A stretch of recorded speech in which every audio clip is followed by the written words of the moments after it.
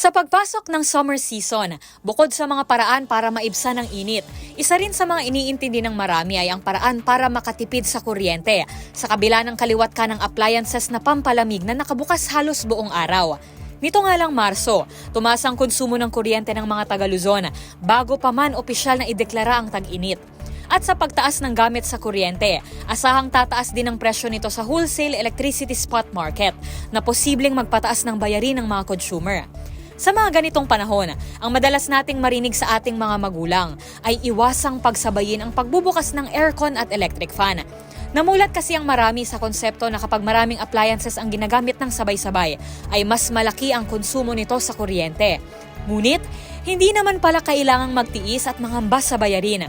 Ayon kasi sa isang pag-aaral ng University of California, Berkeley, ang hybrid cooling o yung paggamit ng electric fan kasabay ng aircon na nakaset sa temperatura na mas mataas ng kaunti ay nakakabawas ng 30% sa kabuuang energy consumption. Isinagawa ang pag-aaral sa pagsusuri ng dalawang setup.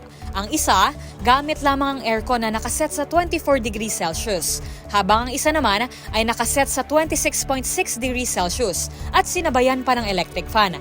Ang resulta, halos pareho lamang ang epekto nito kung ang antas kung paano nito napapawi ang init ang pagbabatayan. Ang pinagkaiba lang, sa hybrid cooling ay makikita na mas mababa ang nakokonsumong enerhiya.